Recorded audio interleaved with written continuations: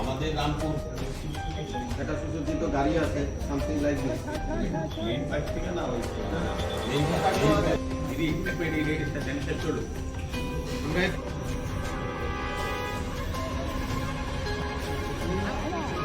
আমরা করছি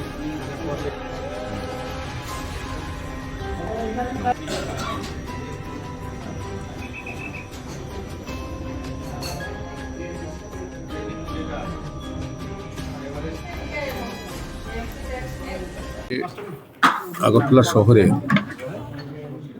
পানীয় জল সার্ভিস দেওয়ার ক্ষেত্রে, ড্রিঙ্কিং ওয়াটারের ক্ষেত্রে কিছু কিছু সমস্যা নিয়ে আলোচনা আছে। বিভিন্ন ওয়ার্ডে কিছু কিছু দেখা যায় পানীয় জলের সমস্যা আছে পরিবেশন দেওয়ার ক্ষেত্রে। সেক্ষেত্রে আজকে আগরতলা মিউনিসিপ্যাল কর্পোরেশন এবং জল বোর্ড, ত্রিপুরা জল বোর্ডের একটা গুরুত্বপূর্ণ সভা হয়েছে। এখানে আমাদের জল বোর্ডের সিও সাহেবা আছেন এবং চিফ ইঞ্জিনিয়ার আছেন, ওনার আধিকারিক আছেন, আমাদের ডেপুটি মেয়র সহ আমাদের MIC মেম্বারগণ, জোনাল চেয়ারম্যানগণ। একটা গুরুত্বপূর্ণ সভা আলোচনার মধ্যে মত বিনিময় হয়েছে এবং যে যে জায়গায় পানীয় জলের সমস্যা, যেসব ওয়ার্ডগুলিতে, যে জায়গাগুলিতে, সেগুলি কীভাবে সমাধান করা যায় এবং আমাদের কী কী জল বোর্ড আমাদেরকে আশ্বস্ত করেছেন, কী কী প্রজেক্ট নেওয়া হয়েছে। আমরা দেখেছি যে আমাদের যত বাড়ি আছে আগরতলা শহরে হাউস আছে, তার মধ্যে আমরা প্রায় 17,377 জনকে আমরা কানেকশন দিতে পারিনি এখন অবধি। তো এগুলোর জন্য প্রজেক্ট তৈরি করা হয়েছে। আগামী দিন অমৃত 2 এবং 1-এর যেগুলি কাজগুলি আছে সেগুলি আমরা চালু করব। পাশাপাশি নতুনভাবে কিছু প্রজেক্ট তৈরির হাতে নেওয়া আছে এবং এই সিস্টেমটা যাতে সুন্দরভাবে হয়, প্রতিটি জায়গায় যাতে প্রতিটি PGD আমাদের আছে সেগুলি যাতে সুন্দরভাবে চালানো যায়, পাম্প অপারেটর যে সঠিকভাবে কাজ করে।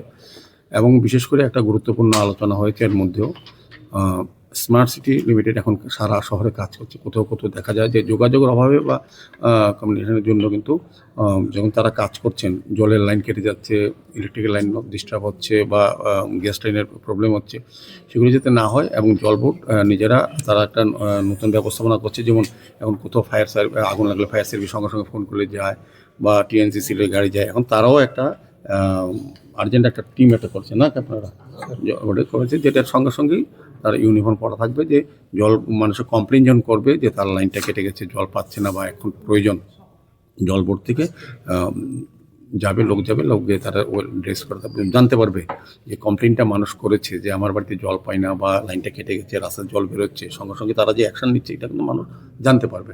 এমনিতে জল বোর্ড কাজ করে, ওয়াটার সাপ্লাই কিন্তু কাজ হচ্ছে, মেনটেন্স হচ্ছে, কিন্তু এটা দৃশ্য ফায়ার ব্রিগেড, আগুন লাগলে ফায়ার ব্রিগেড গেলে পরে মানুষ বুঝে যে গাড়ি এসছে, কাজ হচ্ছে। বা গ্যাসের কোনো ফায়ার হচ্ছে, মধ্যে TNCCর গাড়ি যায় সাইরেন বাজে, তখন মনে করে যে যার, কিন্তু জল বোর্ড যে নীরবে কাজগুলি প্রতিদিন করছে এগুলো তো কেউ বুঝে না, বা যারা কমপ্লেন করে তারাও অনেক সময় বুঝে না তারা কাজটা হয়ে গেছে। যে সেক্ষেত্রে একটা গুরুত্বপূর্ণ সিদ্ধান্ত তারা নিয়েছে, এটা খুব ধন্যবাদ জানাই। সার্বিকভাবে আমি বলবো যে এটা শহরবাসীকে একটু, যেহেতু সারা শহরে কাজ হচ্ছে, কিছুটা অসুবিধার সম্মুখীন হতে হচ্ছে, সেক্ষেত্রে সহযোগিতা করতে হবে।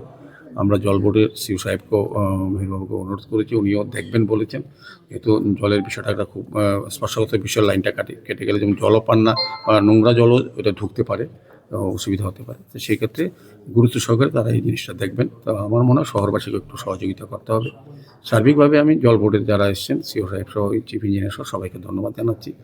আমার বিশ্বাস এবং প্রত্যাশা, আমাদের রাজ্য সরকার, আমাদের রাজ্যের মাননীয় মুখ্যমন্ত্রী প্রফেসর ডক্টর মানিক নীতিশ সরকার যেভাবে কাজ করছেন এবং জল বোর্ড যেভাবে কাজ করছে, আগরতলা পৌর নিগম, বিভিন্ন দপ্তর, আগরতলা শহরের যে সামগ্রিক যে উন্নয়নের কাজ আমরা হাতে নিয়েছি, এটা শেষ করতে পারবো সময়ের মতোই। এবং জলের যে পানীয় জলের যে সমস্যা, সেটা দ্রুত সম্পূর্ণ যাতে সমাধান করা যায়, সেই ভেবে জল বোর্ডও কিন্তু ব্যবস্থা গ্রহণ করছে। কিন্তু জল বোর্ডকে মানুষকে একটু সাহায্য করতে হবে, সহযোগিতা হতে আগরতলা শহরবাসীর কাছে, এটা আমার একটা অনুরোধ রইল। ইমার্জেন্সির কত নাম্বার থেকে? হ্যাঁ, এটা টোল নাম্বার থাকবে, টোল ফ্রি নাম্বার থাকবে, ইমার্জেন্সি নাম্বার, তো সবটাই ব্যবস্থাপনা করা আছে যাতে দ্রুত সারাই ক্ষেত্রে। অনেক সময় করবে, এর মধ্যে তারা জানাবে, তারা প্রেস মিট করে জানিয়ে দেবে। কারণ অনেক সময় মানুষ জানে না কোথায় কমপ্লেন করতে হবে, রাত্রিবেলা যদি এরকম ইনসিডেন্ট হয় বা অ্যাক্সিডেন্ট হয় কী করতে হবে।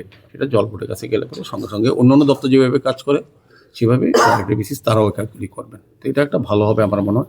আর সার্বিক আগরতলা শহরে পানীয় জলের আগের থেকে যে ক্রাইসিস অনেকটা কেটে গেছে এবং বিভিন্ন আলোচনা হয়েছে যে জলের যে শুকা মরশুমে জল জমিয়েছে, কীভাবে মানুষকে সাপ্লাই দেওয়া হবে, কোথেকে জল আনা হবে, সোর্স কীভাবে তৈরি করা হবে, এটা মোটামুটি সার্বিক সব একটা বিষয়ে আলোচনা হয়েছে। আমার মনে হয় এটাতে আগরতলা শহরবাসী উপকৃত হবেন। গতকালকে